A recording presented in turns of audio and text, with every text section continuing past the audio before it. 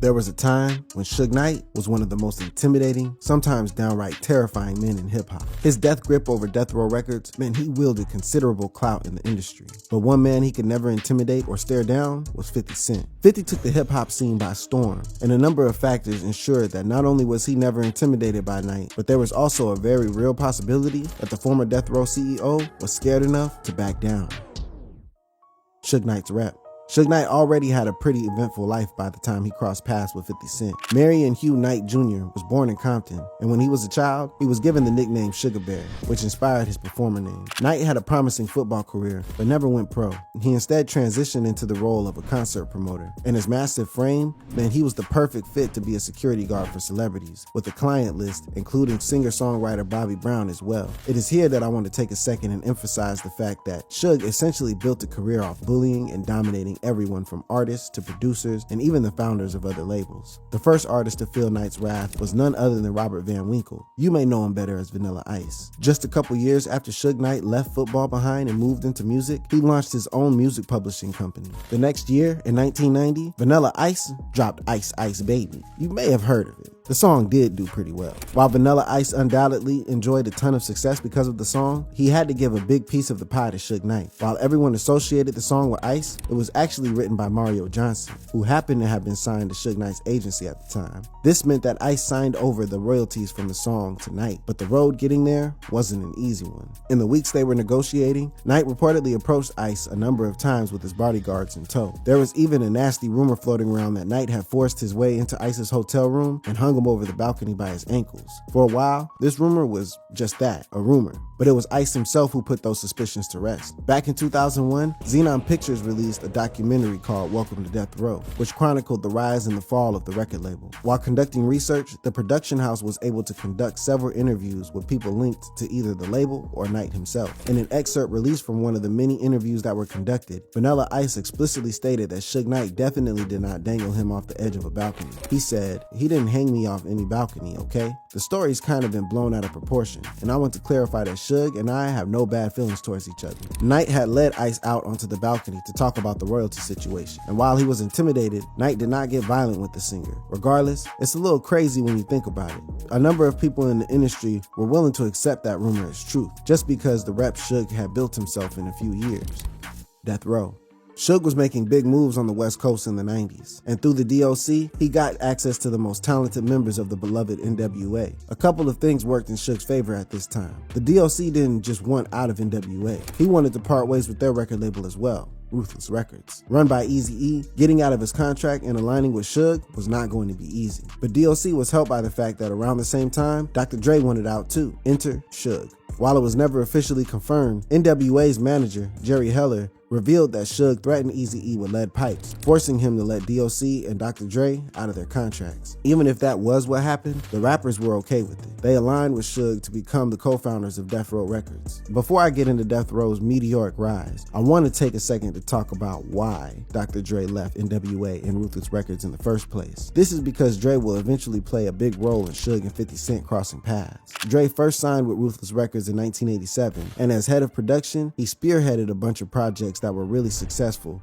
essentially making bank for the label. But all the success came at a cost to Dre. He spent months on end usually managing multiple projects with a never-ending list of things to do. As time passed and he repeatedly knocked it out of the park, Dre felt like he was being a little shortchanged by Eazy-E and Ruthless Records. The thought of potentially leaving the group and the label was pretty much off the table until Ice Cube did just that in 1989. Once he opened that door, there was no closing it. As Dre's frustrations with Ruthless Records grew, Suge and the DOC swooped in to push him over the edge. Both men had claimed that they had gone over the label's books with the lawyer and arrived at the conclusion that Heller and Eazy-E were pretty much screwing Dre over. It was at this moment Dre decided to leave NWA behind and join DOC and Suge to form their own record label. Dre and DOC were already established players in the game and had money to spare to fund the label. But what about Suge? Remember how he shook down Vanilla Ice to get royalty points? Well, he used that money to get Death Row Records going. Suge quickly got Death Row off the ground by having the label handle the music for 1992 1992's Deep Cover. The title track for the movie not only shined a brighter spotlight on Dr. Dre, but also introduced the world to his protege, Snoop Dogg. Soon after, they began working on Dre's first album, The Chronic. When the album dropped, it completely changed the game. It went triple platinum and sold almost 6 million copies worldwide. Dre took shots at Ruthless Records, went after Eazy-E,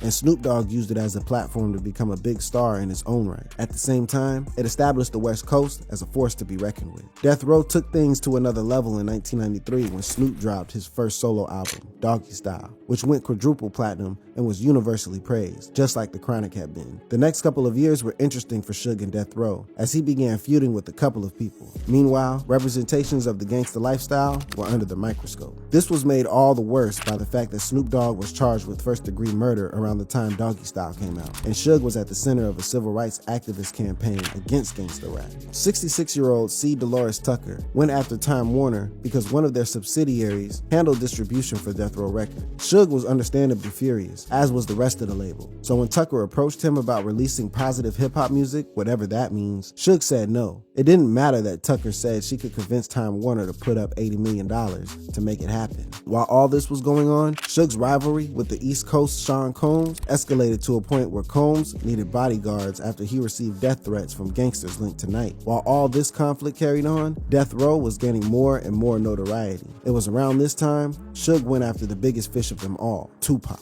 Shakur was in prison in 1995, and the story goes that his mother was on the verge of losing her house. So Tupac and his wife get in touch with Suge in LA, who quickly sent Tupac's mom $15,000. A couple of months later, Suge visited Tupac in prison and posted his bail for $1.4 million, presumably under the condition he was signed with Death Row Records upon his release, which was exactly what Tupac did. He had a pretty stellar run with Death Row as the East Coast-West Coast war continued to escalate. I'm not going to get into detail about that here, because it was Dr. Dre's actions that had the biggest impact on the Suge and 50 feud. Dre wasn't the biggest fan of the direction Death Row was headed in. Sure, they had a ton of success together, but Suge's inability to resist conflict and the escalating war between the coasts meant that Death Row Records' reputation was far from the best that it could have been. Suge was becoming increasingly out of control, and Dre believed that creating some distance may be best for them. Sure enough, Suge was arrested for violating his parole and was sent to prison around that time. Dre broke away from Death Row Records in 1996, forming his own record label, Aftermath Entertainment, which was a subsidiary of Interscope, just like Death Row had been. At this point, not only did Dre make himself an enemy of Knight, but in light of everything that could have happened recently, Tupac turned on him as well.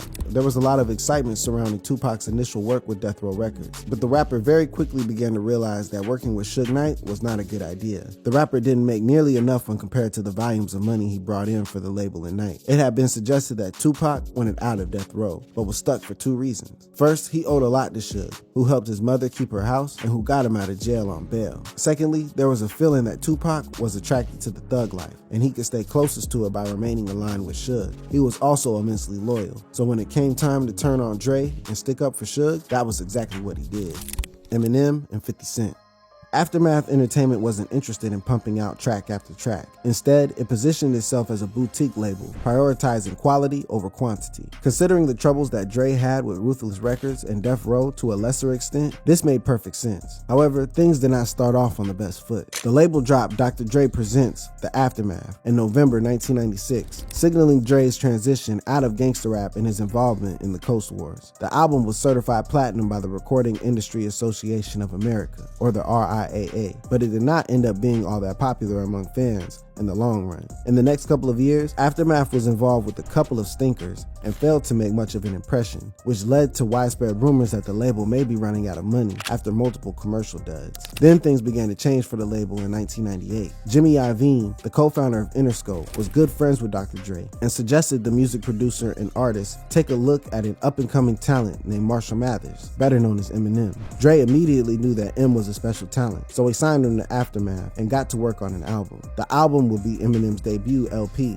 the Slim Shady LP. Dre had a really hands-on role, producing 3 of the tracks and lending his vocals to 2 of them. The album was immensely controversial and massively successful. Eminem became a superstar practically overnight, and the LP marked Aftermath's first major success as a recording label. But that wasn't all. Dre also dropped his album, 2001, which went 6 times platinum. The album marked a return to form for Dre, proving he was still a force to be reckoned with. At the same time, Aftermath's reputation grew and and the label's early failures quickly became a thing of the past. While Dre got pulled into a bunch of lawsuits in the following years, Aftermath as a whole was doing great. They took things to the next level in 2002 with the arrival of 50 Cent. Eminem found 50 impressive, so he flew him out to LA to meet Dr. Dre in the hopes of signing him to the label. Just like he had with Eminem, Dre saw the potential in 50 and signed him to a $1 million deal and got to work on his debut album. In February 2003, the label dropped Get Rich or Die Trying, which was described as probably the most hyped debut album by a rap artist in about a decade. The album was a massive success. It sold nearly 900,000 copies in its first week and went 9 times platinum in 2020. It was around this time that Suge Knight and 50 Cent first crossed paths, and the Death Row co-founder quickly learned 50 was not going to be intimidated.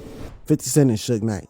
Between Tupac's death and Suge Knight's time spent in prison between 1996 and 2001, Death Row Records was really struggling. In his time away, Dr. Dre and Aftermath Entertainment emerged as his biggest competitors. In 2002, 50 Cent was the hottest name in the hip-hop world, and Suge knew he had to meet this man face to face. While 50 Cent was shooting the music video for the immensely successful In Da Club, the mood changed when it was announced that Suge Knight had arrived on the set. Sure, Knight had always been an intimidating figure, but things had gotten much worse in the last few years. There were a number of rumors that implicated Knight not only in Tupac's death, but Biggie's as well. It was widely believed that Knight orchestrated Biggie's hit to get any heat off of him, but none of this was ever confirmed. Anyway, combining all of that with his pre-existing reputation meant that pretty much no one wanted to see Suge Knight show up, especially unexpectedly. D12's Bizarre was there to see the interaction between 50 Cent and Suge Knight. The Death Row co-founder pulled up with nearly 30 men in tow and walked right up to 50, as the young star's entourage essentially disappeared. Though there were reports that Eminem wanted to get in there and ensure his friend was safe. But he shouldn't have worried, as 50 Cent was unfazed. He stepped right up to Knight and his goons and asked him what he wanted. Suge didn't do anything. He just took a puff of his cigar and left. This was clearly meant to intimidate 50,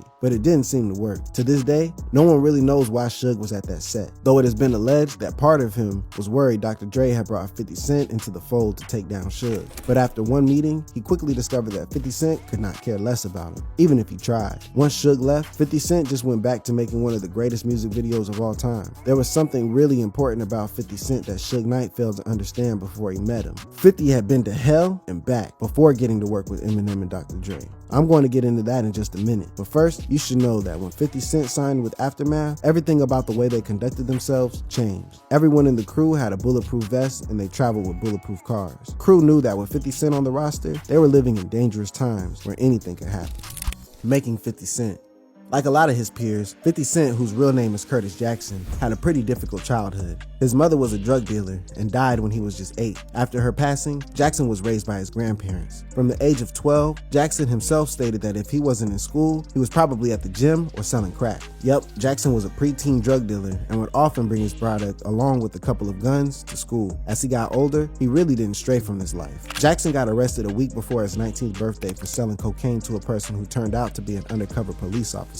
He luckily avoided going to prison though, as he could have been put away for at least 3 to 6 years with ease. Instead, he was sent to a boot camp for half a year, where he earned his GED. This was when Jackson decided it was time to turn things around for himself before it was too late. He adopted the name of 50 Cent, which he saw as a metaphor for change. In 1996, a friend introduced Jackson to Jam Master Jay of Run DMC. Jay recognized the interest Jackson had in creating a music career, so he taught him all the essentials of creating hooks, choruses, and fine-tuning song structure. I'm not going to get too much into detail about Jackson's early work, but as 50 Cent, he was drawing the attention of all the right people. After Cent dropped the immensely controversial yet hilarious How to Rob single, he was on the radar of guys like Jay-Z, DMX, and the Wu-Tang Clan. He was even asked to go on tour with Nas for Nostradamus. But around the same time, tragedy struck, as 50 Cent was shot 9 times at close range and was left for dead. Cent was shot in the hand, both legs, his chest, hip, and through his left cheek. But somehow, miraculously, he survived and made a full recovery in about 5 months. The hit had been carried out by Daryl Baum, Mike Tyson's close friend and bodyguard, but the heavyweight boxer didn't actually have anything to do with the shooting itself. It has been alleged that Kenneth McGriff, referred to as a crack kingpin, was behind the hit, who wanted retribution after 50 Cent exposed aspects of his criminal past in the song. After surviving such a difficult childhood and beating death at its own game, 50 Cent became a man who was impossible to intimidate. Suge Knight, with his reputation, cigar, and hordes of men, could do nothing to have Cent so much as break a sweat. Fallout. According to rumors, this wasn't the only time Suge and 50 Cent crossed paths. Apparently, Suge pulled up with a bunch of guys who had burners while 50 was alone. But again, he was not going to be intimidated. He just leaned back into his car, turned around with an Uzi to protect himself. Knight backed down once more, and his interactions with 50 Cent were emblematic of a much bigger problem. His reputation and credibility were rapidly falling apart. Suge only spent a couple of years on the outside before winding up behind bars in 2003 once more. He continued to maintain control of things behind bars, but his focus wasn't actually on getting Death Row Records back on top. Instead, he launched smear campaigns against all the rappers he was beefing with, most notably Snoop Dogg. He even managed to cut ties with Corrupt, who had given Suge more chances than he arguably deserved. Suge was in and out of prison, promoting new artists and stirring up beefs, but did not manage to get a single album released during this time. If I wind back the clock a little, Death Row Records didn't really do all that much in terms of discovering new artists once Tupac passed away. The record label made a ton of money by releasing 2 of Tupac's albums posthumously, and they spent a lot of time remixing and re-remixing Dr. Dre and Snoop Dogg songs from their time with the label. But these were all short-sighted moves, and Death Row Records wasn't really doing anything to discover or build new stars. Death Row Records' financial issues also compounded every single time Suge Knight went to prison, and there was no denying that his behavior became more erratic and unpredictable after his disastrous interactions with 50 Cent. Things went from bad to worse in 2006 when Suge Knight and Death Row Records both filed for bankruptcy. By then, Suge spent more of his time in prison than outside of it. Death Row had no big names or major releases, and almost no one in the industry wanted to be associated with Knight. Suge owed his creditors about $120 million by the time he filed for Chapter 11. His list of creditors included the IRS, Interscope Records, and a bunch of artists who had previously been signed to the label. Death Row Records was dead. Suge spent the next few years repeatedly getting into trouble, but things really came to a head in 2015. In January of that year, he crashed his car into his friend Terry Carter, who died,